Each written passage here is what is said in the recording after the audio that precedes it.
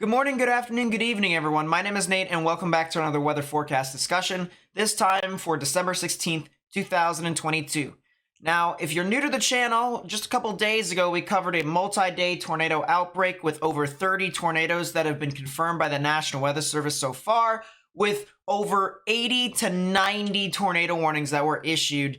It was just such an intense outbreak, and for the people who are actually watching this video and were from those streams, thank you so much for at least being a part of the stream and actually helping me spread the information with as many people as possible. You guys are awesome. Before we get started with the video, please be sure to hit that like button and subscribe, as well as turn on notifications to stay up to date with all the latest information that I provide on the channel. It really does help me out a lot. And yeah, without further ado, let's go ahead and get into the video, which is this massive Siberian wave that's going to be coming from portions of the northern hemisphere. It'll be coming from the North Pole, and it'll be coming on through. And we'll talk here about the kind of warnings that are issued right now for what is currently happening with these few storms that are moving on through. We had our nor'easter that occurred just yesterday. It's continuing to linger on through into portions of today. And we do have a winter storm warning across portions of the Northeast, indicated in that kind of pink area. And then we also have some blizzard warnings still across portions of the Northern Plains. So if you guys live over there, definitely something to watch out for. But here is something from the Climate Prediction Center. This is a governmental office that's similar to the National Weather Service and the Storm Prediction Center. They issued their 6 to 10 day temperature probability outlook of your above and below average temperatures. Blue is above, or blue is below, red is above, and I mean, you can see much of the United States here is going to be below average temperatures. You can see, especially within this dark blue circle right here, it is almost a certainty to them that there will be some below average temperatures, and even in the darker blues, the confidence is relatively high. The Southwest expected to get a little above average, so something to watch out for that. Especially since a lot of the snow has been piling up over there for the previous winter storms that have occurred over the Sierra Mountains. You guys may not see a whole lot of snow anytime soon, or at least not until January. So let's switch over to the models here. We'll look at what's the lingering nor'easter here in the Northeast. You can see that we've still got a lot of snow anticipated further inland. Notice along the coastline, you don't really get a whole lot. You're getting a lot of rain, and that is expected to be the case for a lot of you guys. I don't see too much snow for them, let alone ice. It'll just be primarily a snowmaker for a lot of people further inland, further north and further northwest. So something to watch out for with that. It'll begin to start to leave by about Saturday night, with the exception of portions of Maine that'll still get into the activity. But I want to direct your guys' attention to something interesting, all right? This is Saturday morning here for people who are curious. Watch areas along Lake Erie right here, especially the southeastern or the eastern portions of Lake Erie. A lot of snow starts to get generated along the lake. This is some lake effect snow that we can anticipate. And, you know, for people who don't know, on Saturday we have 2 NFL football games, National Football League games. We have one in Cleveland for the Baltimore Ravens, who are visiting the Cleveland Browns. And then we have another one in Buffalo, where the Miami Dolphins will be heading up to face the Buffalo Bills. And so we can anticipate potentially some lake effect snow across some of those areas. Some could potentially get more than the other, but still, it'll be cold enough to get to that point. And if we actually look at the snow totals, first off, you notice these big contours and colors over here across a lot of the areas of the upper New England into the Northeast, even into portions of Ontario and Quebec. You guys can see about a foot of snow. A lot more if you're in higher elevations. You can see up here almost 2.5 to 3 feet of snow possible here across portions of Maine and New Hampshire. So definitely something to note with that. Not a whole lot of snow along the coastline, as I have mentioned, but notice some of the lake effect snow bands over here.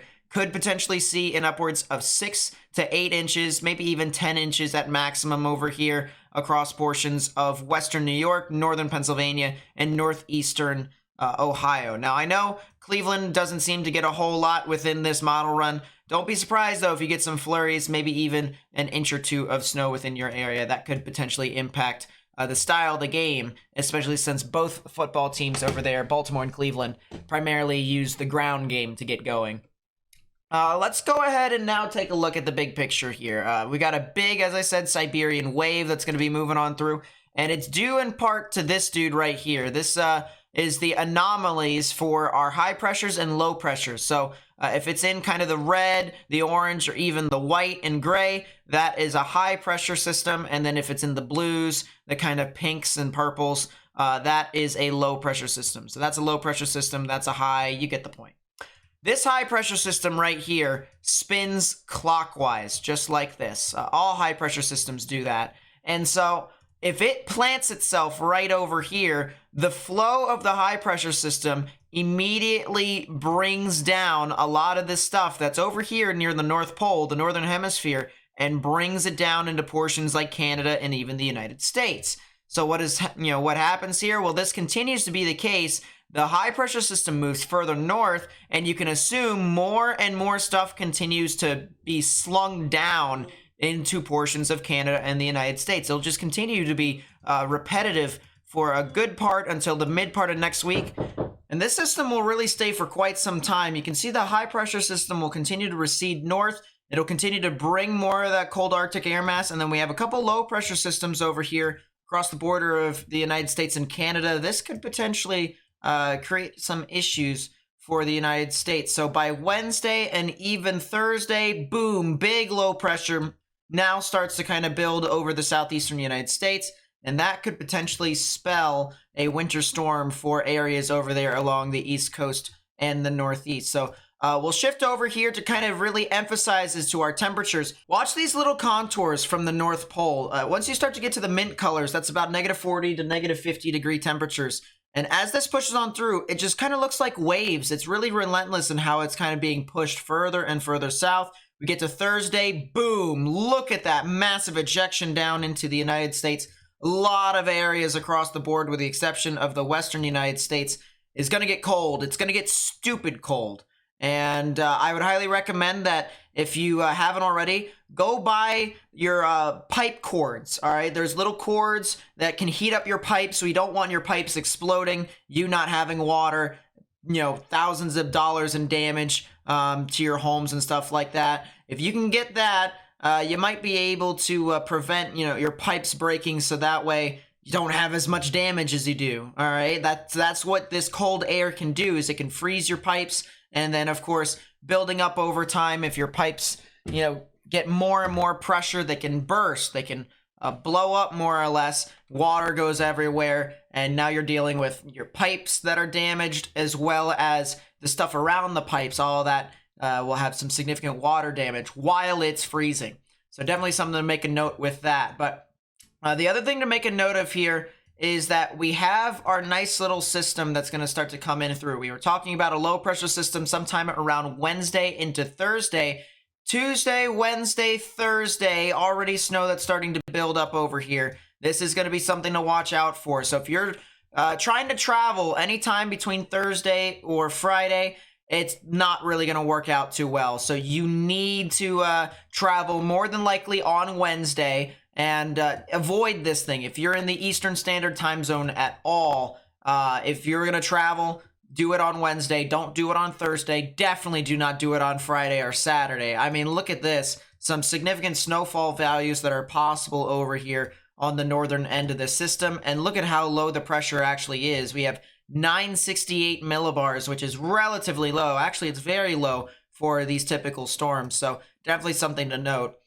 Just beforehand, though, we do have a little bit of severe weather that's going to be moving on through, more than likely on Tuesday afternoon into the evening. That'll be for Florida. It's going to be somewhat minuscule, so not really too much with that. And then around that same time on Wednesday, areas over here along British Columbia and Washington State, you guys probably are going to see some snow, maybe some rain from the low pressure system even before that. But the big thing here, I mean, you can definitely see how this nor'easter, if it does build, it'll get pretty massive. Create a lot of snow, maybe, might even be a blizzard in some instances. Look at that, 963, 962 millibars, and it continues to get lower and lower as it continues to move off towards the north. So something to note with that. We'll go back to the temperatures here to kind of show you guys as to what I mean with how this cold air really surges down further south. So right about here, you notice the thing doesn't really wants to work with me, does it? But you notice a lot of the cold air seems to be trapped on the northern portions of the United States. A lot of the warm air, or at least somewhat warm, it'd be 40s to 50s a lot further south. And we're getting into Tuesday, and then we're getting into Wednesday, and this is where stuff starts to kind of push down. A big wave right there. Boom. Notice that you have this kind of big contour differential to where you have 40s and 50s on one side, and then you have single digits on the other. That is a massive Siberian wave that is going to be moving on through. Big Siberian air mass, and it's going to get cold. I mean, we're talking about Friday night into Saturday here on the 23rd into the 24th. And we got areas over here, even along the Gulf of Mexico, that are going to get to freezing temperatures. So it's going to get cold. It's going to get stupid cold for a period of time. And it's going to get even colder for areas even further north than that. Look at this over here across the mid-Atlantic into the northeast.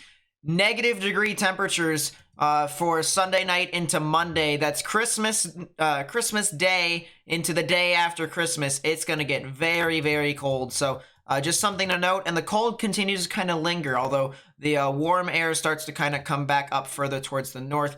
And areas that were in the south might see a little bit of a warm up as we get towards the end of December. So with this event here that's going to be moving on through, the potential nor'easter, these are some of the preliminary numbers. Now, don't take this as if it is set in stone, because with winter storms that are like this so far out, it's very hard to predict them, and things do change very often, actually. But if it comes into fruition, a lot of these areas up here in the northeast, they're going to get snow. They're going to get a lot of snow.